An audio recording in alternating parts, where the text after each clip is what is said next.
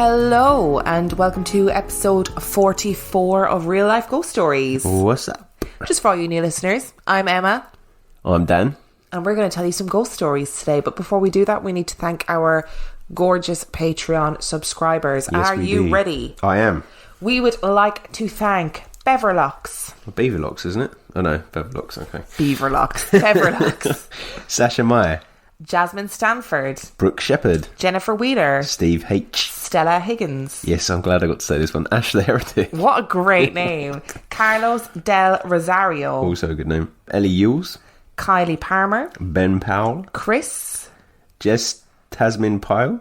Leilani Demarcus Fanelson, who also left us a review. I remember that name from a review quite a long time ago. Our gorgeous friends Heidi and Cass, Lesbian Beyonce and Jay-Z. Whoop whoop. Carrie Smiley. Morgan Bennett. And Jennifer C. Smith. Thank you all so much for your thank donations. you. We are eternally grateful and we love you.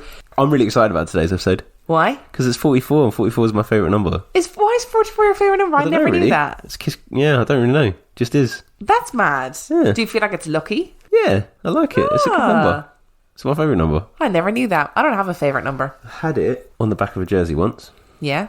And I had it on a pair of trainers once. Are those two things unrelated? Like, did you get the trainers specifically because they had 44 No, on it? I got them with 44 and they were custom trainers from Nike.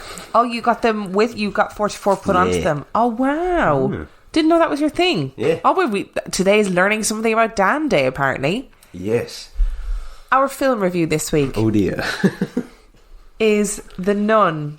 The Nun was released in 2018 and perhaps should never have been released, but we'll get to that. It has 5.4 out of 10 on IMDb and 26% on Rotten Tomatoes. Would you like a synopsis?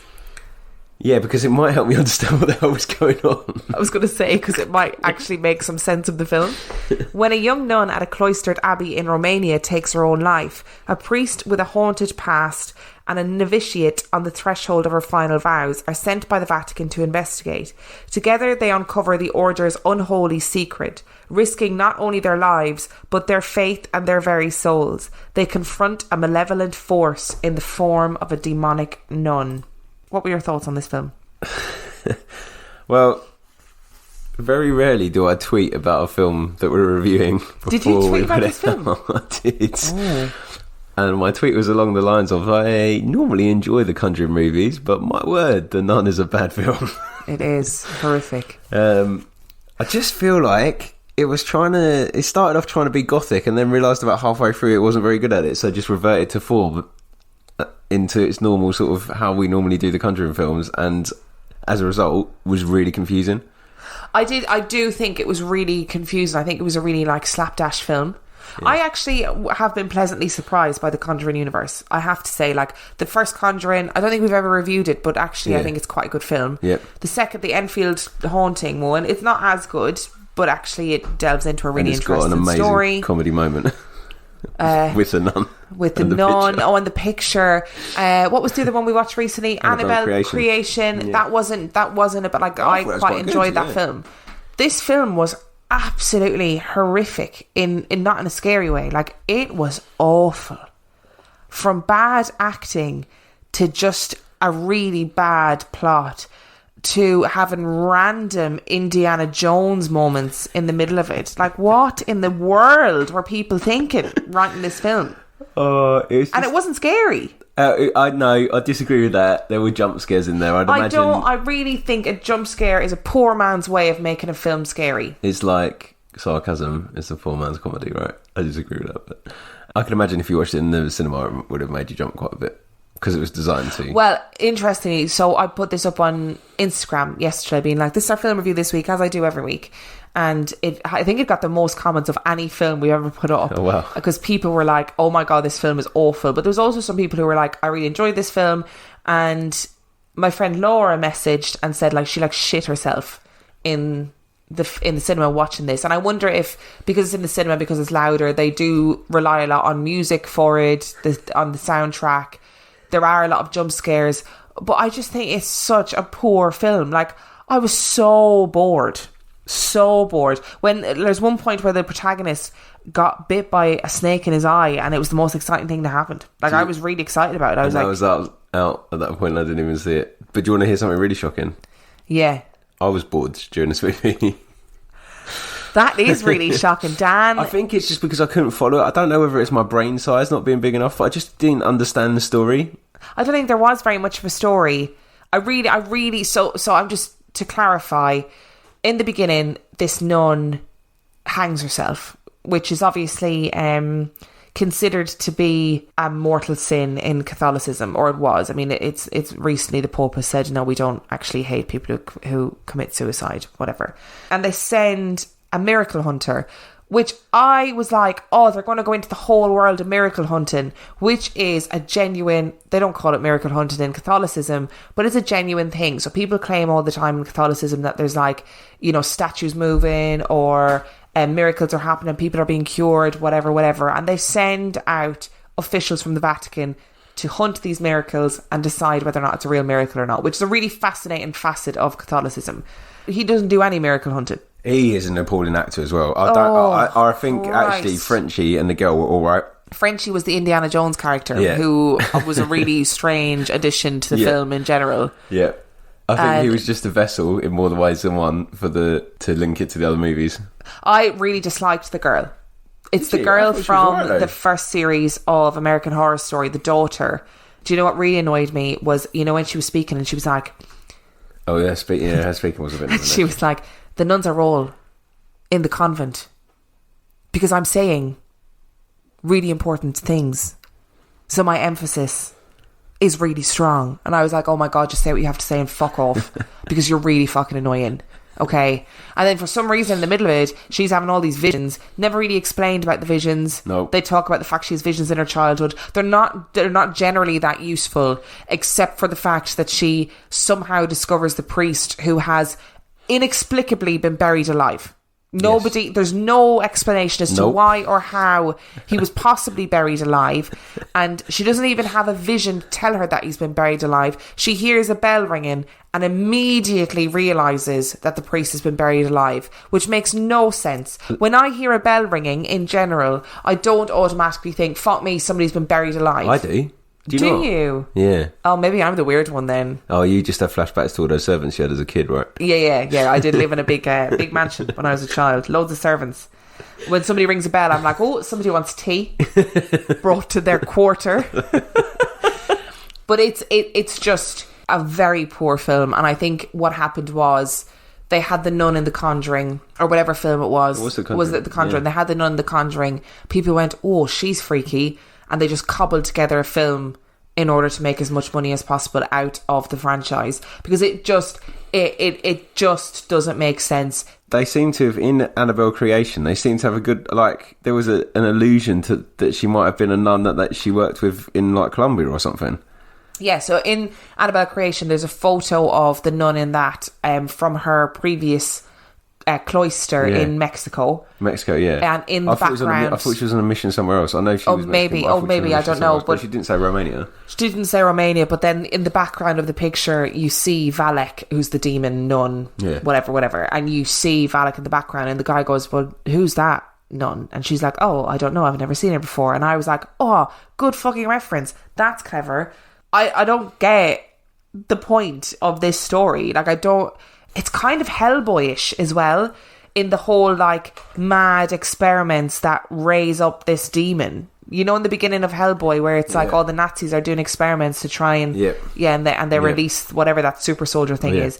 I mean, we're literally rambling about it because I don't fucking know what to say about it. So I need to talk about a few things. Okay, go. I wonder how common it is that ex-satanic churches or satanic temples become nunneries.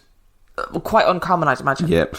Also need to talk about how tall the nun becomes over the course of the film. She gradually gets taller and taller. She starts out as like a normal sized woman, and then suddenly she's fucking 9 foot tall, and nobody questions the fact that she's 9 foot tall. They're just like, oh, I saw a nun, let's go chase her down and ask her some questions. If I saw a nun that was 9 foot tall in this creepy fucking monastery in the middle of Romania, I'd be like, probably won't track her down to try and ask her some questions. Also, a thing that pissed me off, they go into this horrible corridor that's got like crucifixes hanging from the ceiling, crucifixes everywhere. It's like in a basement, and all of them decide that it's a good idea to go in there. Do you know what I mean? At various points in the film. And it's just like, why would you do that? If I was in some creepy monastery and none had killed herself, and there's like, I go into this corridor, I'm not going in there. I'm not going to walk down that corridor to the creepy door at the end where all the banging is happening. Not going to do that. Just not going to do that. So, you know, in my opinion, all those people deserved the trauma they went through. They all deserved to get possessed. They all deserved whatever else. He deserved to get bitten in the eye. Sorry, I'm very upset. And my third point... Sorry. is that I was a big fan of the Star Wars crossover because Emperor Palpatine makes quite a big appearance in it. Yeah, quite a substantial character in the play, and the whole, you know, intergalactic travel isn't mentioned, which is very... So what would you give this as a score? Fuck yeah, I'm going to give it 1 out of 5. Oh, what's the 1 for? Because I'm giving it 1 out of 5, but I've got a reason for my 1. I'm going to give it a 1 because I think it's unfair to give it a 0, and I don't have a reason for giving it a 1. I liked his hat. I liked his hat in the beginning. There you go. And I guess you could... It's better than American Poltergeist, which would be a justification for you, I guess. Yeah, it is better. But he did have a very nice hat. Yes. I'm also giving it a 1 because there is a brief moment where the girl is in danger and the Frenchie Indiana Jones character rescues her, and for some unknown reason the music switches to like a Hollywood, almost like a Hollywood like hero jingle. Yeah, it does. Like he's just saved her from a castle. Yeah, from a rolling boulder or some spikes that come out of the wall.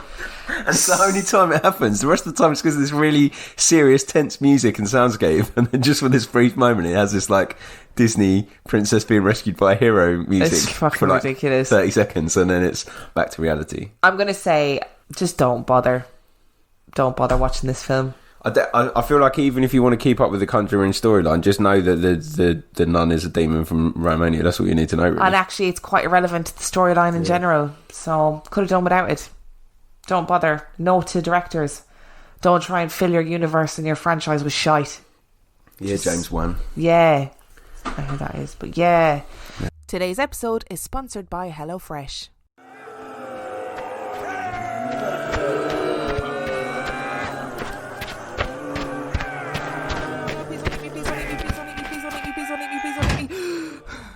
I cannot keep risking life and limb in this zombie apocalypse to go to the grocery store. If only there was an easier way.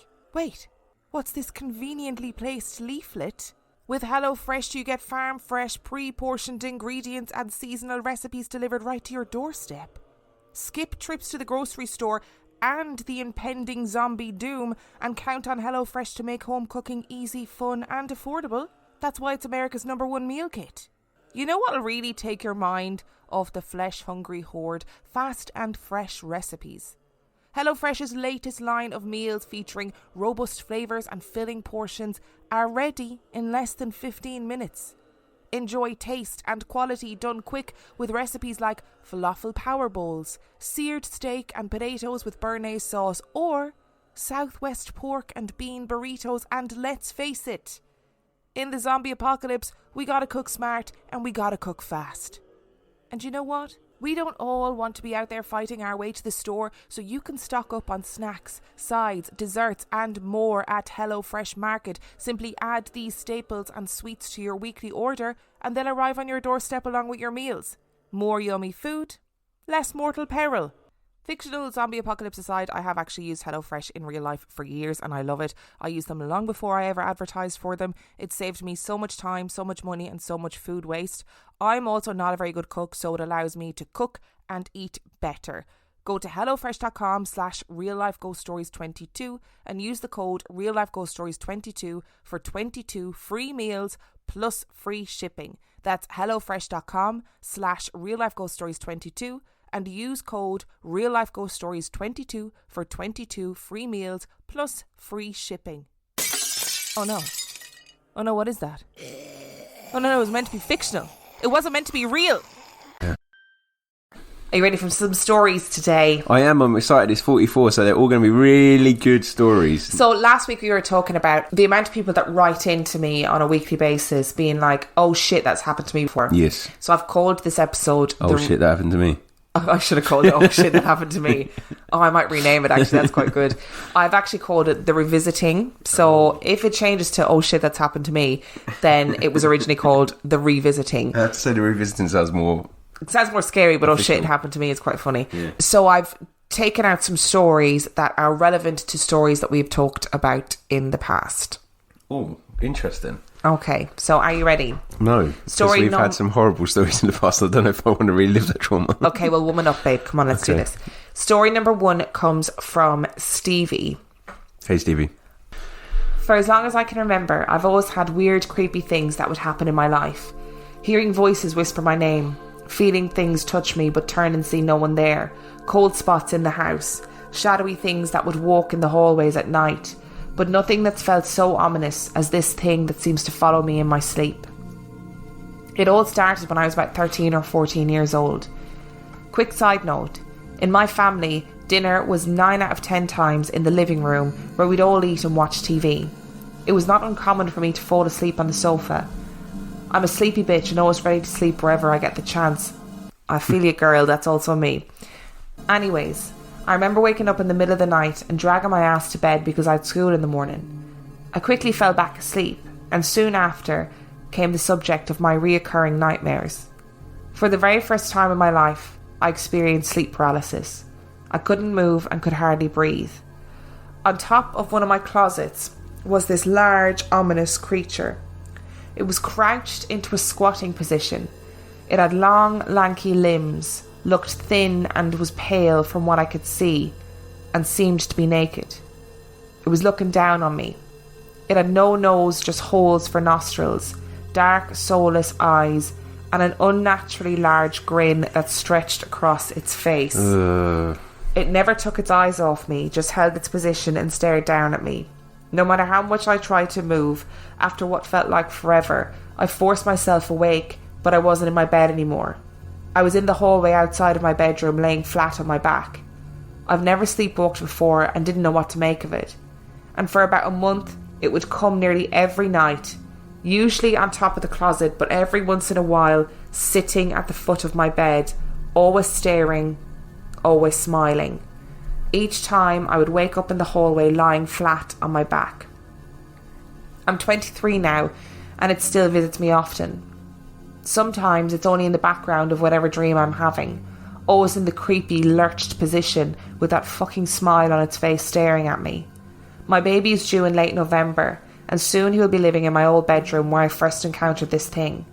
I plan on cleansing the room before our little man gets here, in the hopes that he will not encounter any negative energy, this thing, or any other freaky odd thing that lives within the home. Don't like the smile when you're just sitting there on top of your closet. But that's such a regular thing in people's sleep paralysis, or like Freddy. Like, what is this big limmy creature that is knocking around in people's psyche? But I feel for like Freddy's alright. I know you think Freddy's alright, but it's a dream thing as well. Yeah. Because if she had said, you know, this thing is always crouched on my wardrobe in my dreams and whatever, and you could put it down to sleep paralysis, absolutely. But the fact that she has regular dreams where it's in the background, yeah, that's strange. that's fucking weird, isn't it? Just there. Because your dreams are mental. Yeah, dreams I are had mental. such a cool dream last night. I'm just going to tell everybody about it. I had a dream last night that I had superpowers where I could move things with my mind, and I was like, what's that, X-Man? Is Magneto the one that can move things? Metal objects. Well, listen, I could move everybody. Wow, you're and stronger anything. than I was Magneto. amazing, and my powers got stronger as the dream went on because I was practicing more. It was such a cool dream. I woke up and I was like, God damn it! It was like my Matilda fantasies all played out in this dream, and it was great. But anyway, there was no freaky, smiling, long limmy thing in that dream, so that's quite a good thing. So, what do you think this is? I don't know. I think Freddy's actually real. Freddy freaks me out a lot. I feel like Freddy is a cryptid. A ghostly cryptid. But then so I've got more stories about Freddy, but in one of them she's talking about what she thinks Freddy is. Yeah. And she said that she doesn't think that Freddy is a cryptid because cryptids are biological beings that haven't been proven to exist yet. But because of Freddy's ability to get into the dreams, she doesn't feel like it's a cryptid. Maybe more of a paranormal thing. It just projections of aliens. Fuck off. Just no, okay? That's not fair. I would start crying on the podcast. That's not fair. I don't know. It's weird, isn't it? It's a subconscious thing, though, isn't it? Your subconscious is weird. Yeah, your subconscious is really weird. I'll give you that. Like, it is a very the subconscious is a very strange thing. But this is such an intrusive creature. Yeah. It makes me feel really uncomfortable, actually. Yeah. Because it makes sleep a really quite a dangerous place. Because sleep is supposed to be, you know, where you feel calm and safe and comfortable and all of that. And when you get some. When you don't have insomnia. I just can't imagine how you'd feel trying to go to bed every night and knowing that this thing is going to be on top of your wardrobe in the middle of the night. So when I was about 17, I had 7 nights of dreams of where I died in every dream. So it happened for like 2 nights on the trot, and then by the 3rd night I was like, I don't really want to go to sleep, and then it happened another 4 times on the trot, and then it stopped. Shut up. And I died in different ways every time, but I actually died. But what kind of ways were they? Were they hit by like a car, which we're probably not surprising. Yeah.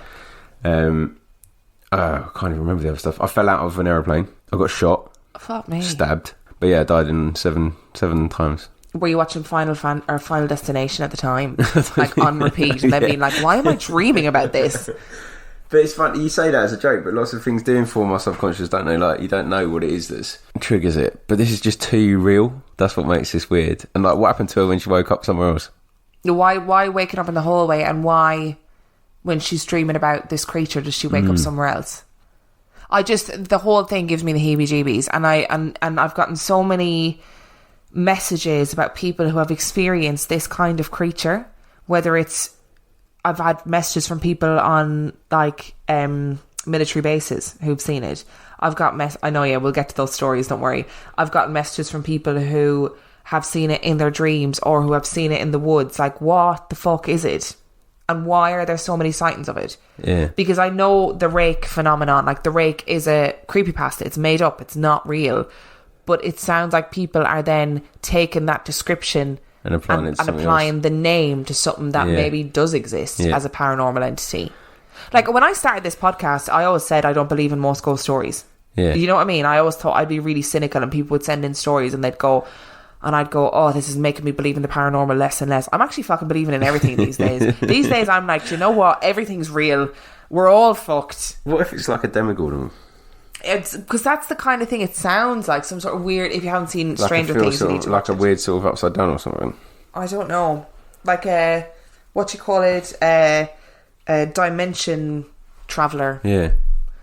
I don't know, but either way, it makes my skin crawl. The smile is... I don't like the description of the smile in this one. I can see it in my head, and it makes my hair stand on end. Oh, yeah. So are you ready for story number 2? Guess so. Okay. This story comes from Melissa, who is the gorgeous host of the Haunted Ride Paranormal podcast. And she was messaging me, and she said she had stories, and I was like, Melissa, like, send them to us. We want to hear them. Can you not tell them on her own podcast? I mean, that sounded really aggressive. Sorry, can she not tell them on her own podcast? Yes, she does. Of course she does. Sorry, I didn't mean that, Melissa. That came up way harsher than I expected it to. And everybody thinks Dan is the nice one, eh? It's not true. Are you ready? No. Yes. I heard your Whistling Man episode. And after I mentioned it to Emma, she told me I had to send my story in. So here it goes. Definitely should have saved this for your own podcast. I don't need to hear it. When I'm coming home, I have to follow a road which dead ends into my neighbourhood. The main road, of which my house is off of, is only about 3 miles, and I'm around 1.5 miles away from the entrance. This is important, I promise, and no, I'm not about to describe the weight, appearance, or height of anything either, Dan. Now, my home is a very peaceful place. It's constantly filled with light coming in from the windows, and it's just got a really nice feel and energy to it. This was really important to me in order to help me make sure that no ghost would ever get the idea of coming over to visit. In July of last year, I woke up sort of suddenly. There wasn't a noise that woke me, just a feeling of something being around. Although I wasn't sure what had woken me up, I knew when I found the source, it would get the full force of my agitation. And then I began to hear it. Whistling. Now let me explain. I'm half lying in my bed, half sitting up with my eyes open, wide awake, and listening to something that sounds like a human whistle outside my house. It sounded like it was standing towards the corner of my house, somewhere that I could see it from any of the windows in my home. I felt nothing but dread roll over me as this thing continued to whistle a sing-song melody that I had never heard before. This went on for about 20 seconds and then stopped. I waited to see if it would begin again, but heard nothing. Now here's the thing. The street was dead silent while this was going on, and even after it stopped, which is never the case. The main road, which is right off the highway, runs parallel to the road my house is on. Since people are typically home before 11 p.m. at night, cars like to race up and down that road. Additionally, the hospital is on the next road over, and they often have helicopters flying patients to their location. We also apparently live in Frog and Cricket Central, and you can hear them at all hours of the night. Same with birds. I'm not kidding. Birds chirp here at like 2 or 3 in the morning. But there was nothing. Complete and utter silence. Oh, that's well scary. As I listened, I never heard footsteps of anyone coming or going. I never heard any bristling of bushes or trees. I never heard a single sound. But I knew when this thing was gone, because the dread I felt had dissipated. If that wasn't enough, I have a guard dog. She barks at cars a mile away turning down our main road. She never woke up from her sleep, not once. I passed the occurrence off as just one of those weird things that happened to me and hoped I wouldn't have to deal with it again, but I wasn't so lucky. In August, I was awoken from my sleep yet again with the exact same feeling I had felt a month prior. I felt dread roll over me, and the feeling that someone was outside of my house. When I turned towards their location from my bed, the whistling started. This time, though, I was angry. Dread or no dread, you do not wake me up out of a nice sleep, especially twice. I told the thing to get the fuck away from me and my house and never come back again, or else I'll be serving up a nice dish of its own asshole. Oh, what a phrase! I'm going to be using that from now on. The whistling stopped right after I told it to. And yet again, just like before, I didn't hear any footsteps or bristling as it went away. I should mention that both of these occurrences happened a little after 3 a.m. in the morning. Sometime during the week I was driving home when I passed a house. Now this house I refused to look at whenever I passed it. It was the 4th house from the entrance of my road. Pretty, but there was some bad energy there. I could feel it every time I passed, and that's why I would never pay it any mind. But this time I looked, and I mean really looked. At that moment, the same feeling of dread I had had came back, and I knew that this was where it came from. This was where it resided. That means the entity could travel over a mile to come to my house and bother me, which takes a lot of energy, and means that whatever it is, it's really strong. I issued another warning to it that I had found it and that it better stay away or else it wouldn't be on this plane anymore, and then I drove home. I will say that this thing is similar to what you guys were talking about. Even the melody you played in certain parts reminds me a lot of the melody it whistled. I actually didn't even feel any familiarity to the song until it got closer to the end. It's similar to a Shadow Man, but the energy is a little different. It's creepier, to be honest with you. It feels like it could literally knock on your door and attack you, physically and spiritually. The house where this energy seems to come from can't keep people in it. I've lived in my house for 3 years, and during that time families have moved out around 6 times or so, just from what I've noticed. The 4 houses around this house also seem to be affected. They're constantly going up for sale or rent by the owner. About 2 weeks ago now, my dog was barking outside. I was trying to record an episode for my podcast, and so clearly I needed quiet. She was going crazy, and I knew there wasn't anything out there, physically at least. So I read the area around my house energetically to see if there was anything bugging her, and I saw a man. He was standing there, trying to get onto my property, close to where Mr. Dick Whistler stood when he would whistle at 3 o'clock in the morning. It felt like the same thing, although a little less powerful. I told it to go and pushed it away from my property. The next day I stopped at the house and, well, prevented him from leaving. He was pissed, but that's what happens when entities don't listen.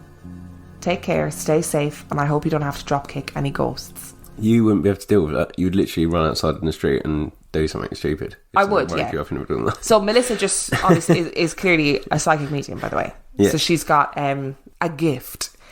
and that's what she talks about a lot in her podcast. But it's really interesting that, so our original Whistler story, the guy didn't have anything like that, but this thing followed him. Yeah. Whatever this thing was, followed him.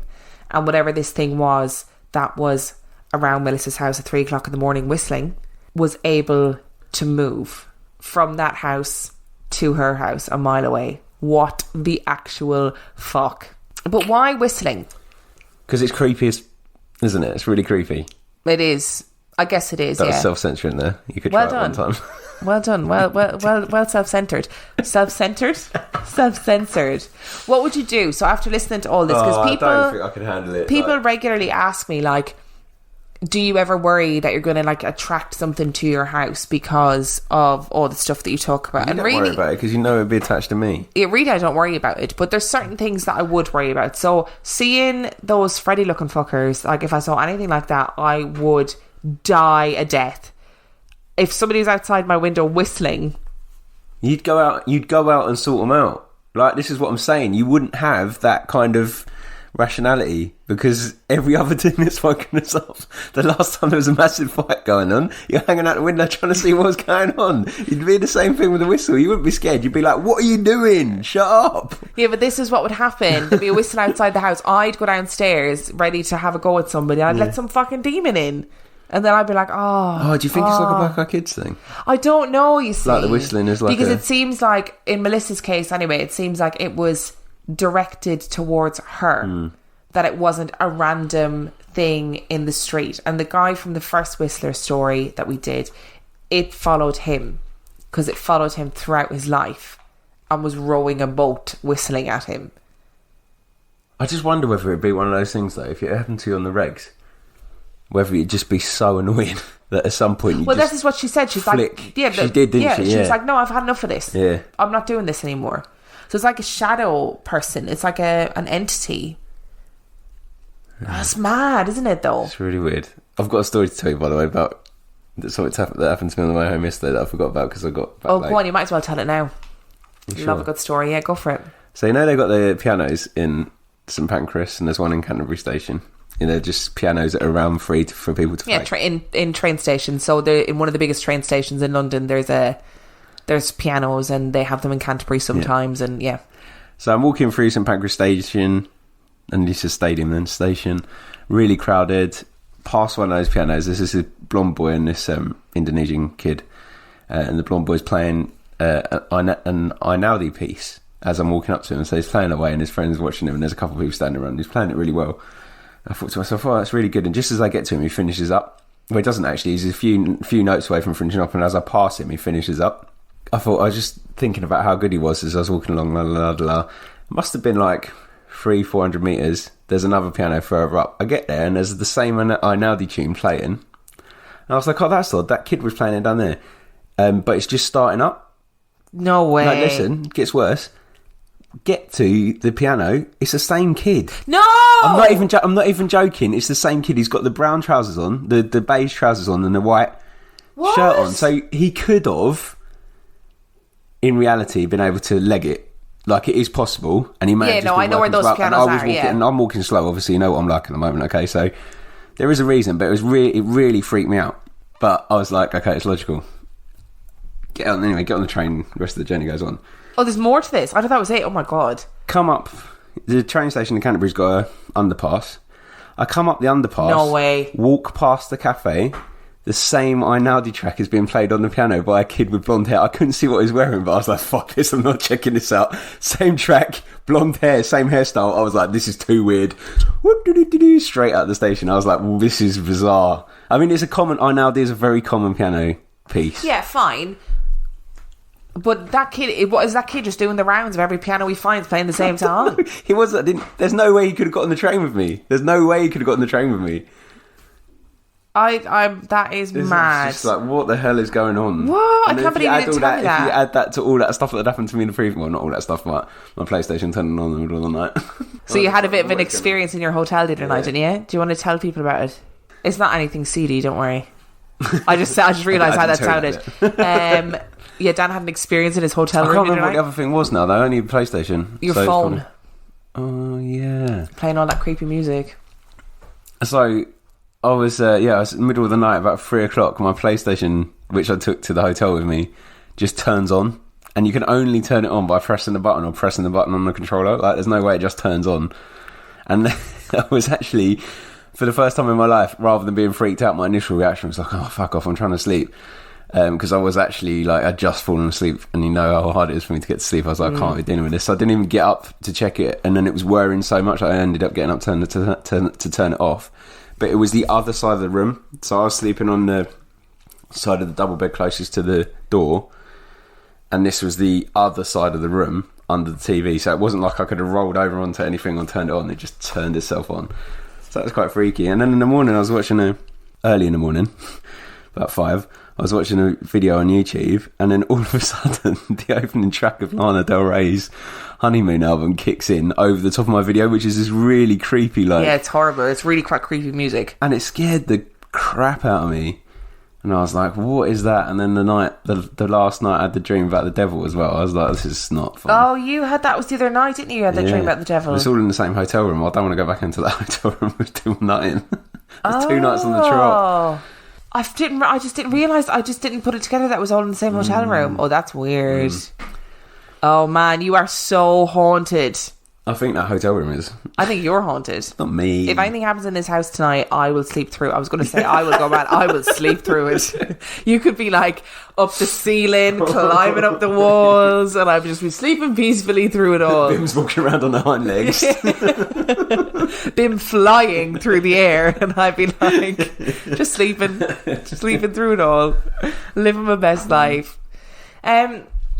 But yeah, that was Melissa's story. So this whole Whistler thing is not just limited to this guy. No, and I actually have more Whistler stories today. For you. Not today, but I do have more Whistler stories. So this, again, it's another thing that people can relate to and are messaging us about and being like, oh no, this has actually happened to me. Maybe it's trying to start up like a whistling duet.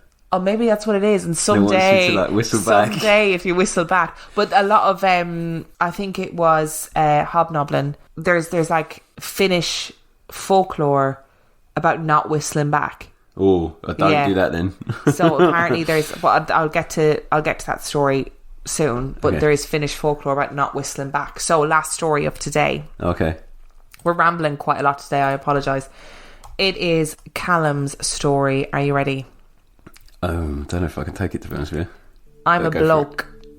Are you? So I should tell you my height and build for reference. I love that everybody's clicking for this. I'm like 5'9" at best, and would definitely be very scared of a ghost, alien, wild animal, or other threat. Jokes aside, I'm also a skeptic, even in regards to my own experiences. Back in late 2018, I was on antidepressants, so that, from my point of view, already explains most of the ensuing weirdness, but bear with me. Around this time, I began to have what I believe were hallucinations before I fell asleep. The first night was the scariest because it was new. I was laying on my back and both me and my partner were trying to sleep when I noticed a figure in the corner of my room. Get out. He was around 9 foot tall, very lean, and wore a bowler hat that was slightly too big for his head. I couldn't make out the rest of him except for 2 eyes very clearly watching me with an uninterested look. He was so tall and lanky that he had to hunch where his back met the ceiling. Super creepy bloke. I thought, this is sleep paralysis. But then I immediately realised that I could actually move my head and my arms. Now I knew then that I wasn't paralysed, but this just scared me more, so I tried to move as little and as slowly as possible, and then I noticed apparition number 2. There were several shadowy black dogs circling my bed. No way. You know when dogs get hyper and start doing laps of the house or garden as fast as they physically can? It was exactly like that, but they were even faster, so fast they began to blur. They would go straight through the wall behind the headboard as if it wasn't there, creating a perfect circle around the bed and ignoring obstacles. They sped up to a blur around 20 seconds after I saw them and I started to panic. I had the sense that these dogs were protecting me, forming a barrier, but it was all too fucking creepy, so I plucked up the courage to shake my partner with the arm closest to her and say, "What is that in the corner?" "There's nothing there, babe. What are you talking about?" She turned on her bedside lamp and it was all gone. I told her what I saw, and we both rationalised it as my medication or my mental health, and that it was hopefully a one-off. It took me a long time to fall asleep. About a week later, it happened again. Oh, no. I was lying on my back trying to sleep. My eyes were closed, but I wasn't drifting off, so opened them. Somehow, the wardrobe doors to my right were open. I look back to the other side of the room, but feel a light sting on my chest. I look down at my chest and see at least 5 kittens sat on me, white as snow. That's like a dream for you. Kneading at my chest with their tiny claws. At this point, I recognise what's happening. My partner is not yet asleep, so I say aloud, "Babe, is this real?" and look to my right. Stood to my right is 2 crying children, around 6 or 7 years old, a boy and a girl. They are wearing the usual clothes you'd see on a child of that age. I think the boy had some shorts, pretty unremarkable clothing. The 2 children were reaching out to the kittens, but seemed to be unable to get any closer to me. I described what I saw to my partner. "There's nothing there. The doors are closed. You should close your eyes and try and sleep." Then suddenly, in the blink of an eye, an old man and a woman appear behind the children.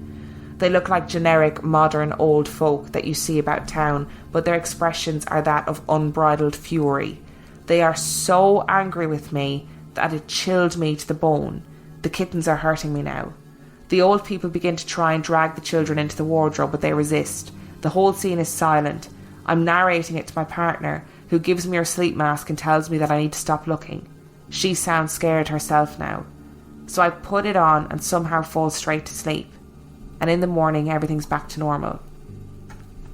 My last hallucination is the one that still scares me, and makes me ponder whether it was really a hallucination at all. I fell asleep on this night, a few nights after the kittens, very easily. Important context, we sleep with the fans on all night. They're cheap fans that we mostly use for the white noise effect, and they don't have timers. I'm not the kind of person to dream. Well, we always dream, so I guess what I mean is that I never remember my dreams when I wake up. But I did dream this night. I was floating in a void, but a void that felt wet. It was like being in a sensory deprivation tank. I was totally weightless, but could breathe despite being in what felt like water. I had the overriding sense that I wasn't alone. I heard a deep voice, so loud, but speaking as if it were whispering. The voice said to me, "Are you scared?" "No," I replied, which was actually true at this point. As soon as I replied, something appeared directly in front of me. It was like a Greek theatre mask, the ones used as symbols for acting. Unlike a standard theatre mask, the thing had a dark frown twisted beyond normal human expression, and a wide grin filled with bloody needle-like teeth. Something about the mask and the void, I was reminded of an anglerfish. So I wasn't actually as scared as much as I was repulsed.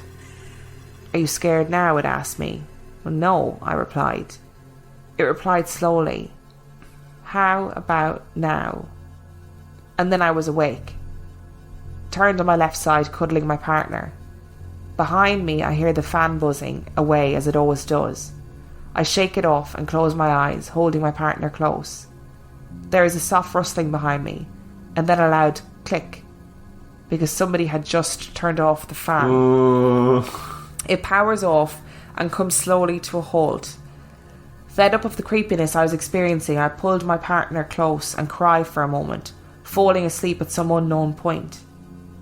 When my partner got home from work the next day, I asked her if we slept with the fan on last night. She said yes, but that it was off when she got up.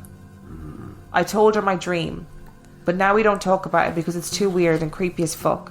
Visions have stopped for me, so I don't want to tempt my brain into doing them again. I blame most of this on what was essentially a mental breakdown at the point of my life, plus my SSRIs. But the last experience I can't really explain away, and that scares me a lot. It makes me ponder if maybe the other hallucinations were real as well. If either of you could tell me what the fuck happened with the fan demon, I'd be really grateful. I actually no longer sleep with a fan on the side of my bed because of it. Apologies, I'm not a great storyteller. Also, before you tell me it was a ghost, my house is only 5 years old, and we're only the second residents. Nobody died here, unless somebody buried a victim in the foundations, which now that I've said it, will definitely give me nightmares. Yep, I reckon mafia victim. Mafia victim, mob victim. Yeah, in the concrete. No. There's a lot of really interesting things going on here. I'm not dealing with that. I'm not dealing with someone coming and said, "No way, oh," and it was still off in the morning. SSRIs are, if you don't know, was gonna ask you what that was, an 'cause I have no SSRI is it's the standard medication that they use to treat depression. Okay. I'm not going to go into it because I don't know all of the information about it, and I don't want to say anything that's like inaccurate, but it is the standard medication they use to treat depression. One of the side effects of SSRIs actually isn't hallucinations. Oh, no. As far as I'm aware, yeah. So they have loads of side effects like nausea, like dry skin, sleeplessness, like lack of libido, all of those things. But I don't actually think hallucinations is a side effect. However, if you're in the middle of a psychotic episode, then potentially, you would have hallucinations, but SSRIs wouldn't necessarily be used to treat a psychotic episode. However, obviously the brain can do absolutely crazy things. It can't turn off a fan. Especially, my brain can with my superpower, okay? I dreamed about it last night. The physicality at the end of that dream of turning off the fan is what fucked me up about that story. Yes, and I was hooked for that story. Now. I am scared now. Yes, I am. I'd be like, I'm sorry. Okay, I'm scared you win. Or up until that point, I was like, this is scary, but I can empathise even. Because you've had hallucinations before, haven't you? Yeah, when I was on Lariam, which is an anti-malaria drug, which is just one of the known side effects of it. And they are the weirdest things in the world. Like, I woke up once and there was like a crowd of hooded people in my room. But I was awake. And I had to wake up the guy that I was sharing the room with, and just to make sure there was nobody there. And obviously there wasn't anybody there. So potentially, I mean, it sounds like this was potentially a side effect of whatever mental health issues Callum was going through at the time. But something turned the fan off. And that would make a really good t-shirt, by the way. Just FYI. Something turned the fan off. But there's a specificity to as well. Is that right? This dream demon, I'm going to call it a dream demon. This dream demon going, what are you scared now? And then he wakes up and the fan is turned off. And I do wonder as well, like, you know, people, we talk a lot about, like, I always talk a lot about mental health issues and all of that stuff. And I do wonder, like, this is a really unprofessional, unmedical thing to say, but maybe there is parts of your brain that when people have mental health issues, they have the capacity to see or hear things or experience things that... They can't turn off a fan. But what I'm saying is maybe the hallucinations were part of something else. Hang on, are you going full circle now? So yeah, I am. You started by saying that every possession and demonic thing is a mental health problem. You're now saying that actually potentially some mental health problems could be paranormal. What has happened to me? Who am I? This podcast has ruined me. It's just fascinating. Like, Callum, I don't know if I can give you an answer, but I can't give you an answer. But I just want to let you know that it doesn't matter how strong that medication is. You cannot turn off a fan without physically turning it off. If I woke up and there were 5 kittens sitting on my chest, I would be the happiest person alive. I would be so excited. Even if they were kneading my chest and it was really painful, I'd be like, oh, look at them. I love them so much. But then the kids would show up and ruin everything. Ruin my kitten experience. Yeah. I don't know what to tell you, Callum. That's that fucked me up. Like. Oh, you have given me a t-shirt idea, though. What? Something turn the fan off. It's a good t-shirt idea. If you would like a something turn the fan off t-shirt, then let us know. We'll do a line of merch in it. So yeah, there you go. I'm not down with that, Callum. And actually, yeah, I thought you were a good storyteller because that was actually quite scary. That was really, I haven't edited any of that. It was a really well told story. And again, we've got a Hat Man. Hat Man's back. 9 foot tall Hat Man. Hat Man is much like the nun in The Nun. He's growing in both reputation and stature as time goes on. Yeah, but it's the fan with that story. I can't think about anything else now. That's creeped me out. It made the hairs in the back of my neck stand up. It really did.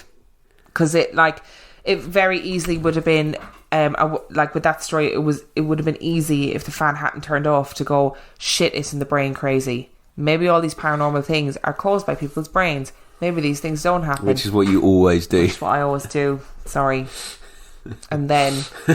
now you're announcing science. And now, that's it. Now I am a psychic medium, okay? Would you like to hear some reviews? Yes. To make things a little bit easier. Our first review comes from Ghost Toast 72. Good name.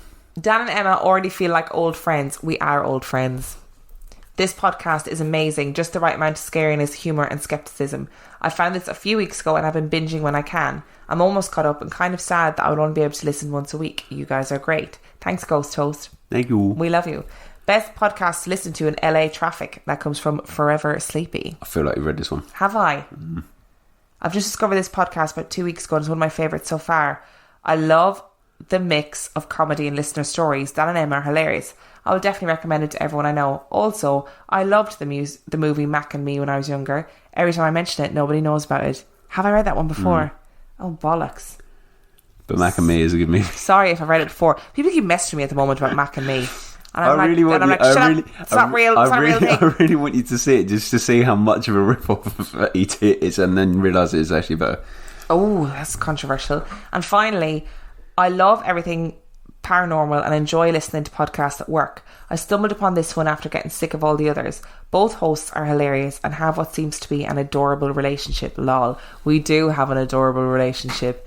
Actually, we hate each other. Yeah, this is the only time we speak. Yeah, we're just together for the podcast. I enjoy listening to them both. Stories are scary and creepy and sometimes informative. Love the podcast, so don't stop. And that was from Pris88 from Canada. Canada. So thank you so much. Sorry, this episode this week has been a bit of a mad ramble. I know why that is, though. Because it's because you won the football. I've been to the football and I've had 3 beers. You had 3 beers. That's what it is. Do you know what? That's going to make people on the group very happy. I had 3 beers a long time ago, so they're not really drunk, but it's probably just loosened my tongue a little bit. Oh, okay. Well, fair enough. You've told a lot of stories this week. I enjoyed it. If you enjoyed this week's episode and all of the other episodes that we have put out, all 44 of them, please make sure that you rate us on iTunes and drop us a little review if you feel so inclined. And make sure that you tell your friends about us. Make sure you come and like our Facebook page, which is Real Life Ghost Stories Podcast, and join our super secret Facebook group, which is RLGS Supergroup. The answer to the question is Emma and Dan.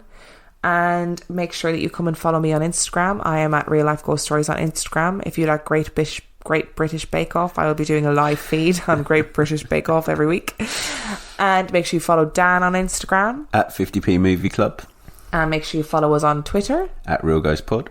And if you have a story, you can send it in to reallifeghoststoriespodcast@gmail.com. And if you want to watch me play the man from Medan from sometime after the September the 13th, then add me on Twitch. I am Milo Skibber.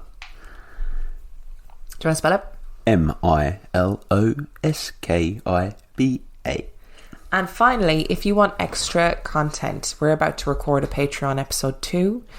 You can sign up to our Patreon page, which is patreon.com/Real Life Ghost Stories. And for $5 a month, you get an extra episode a week. And for $2 a month, you get the full back catalogue of 50p Movie Club, which is a podcast by Dan and Will. And at some point, you might get the Sleesman finale. You might... Will, are you listening? I know you're in China. I know you're really, really busy in like the other side of the world, but at some point, get a wriggle on. And on that note, we shall see you next week. Be spooky. That is a really bad tagline, isn't it? Yeah, I feel like we probably stole that from another podcast as well.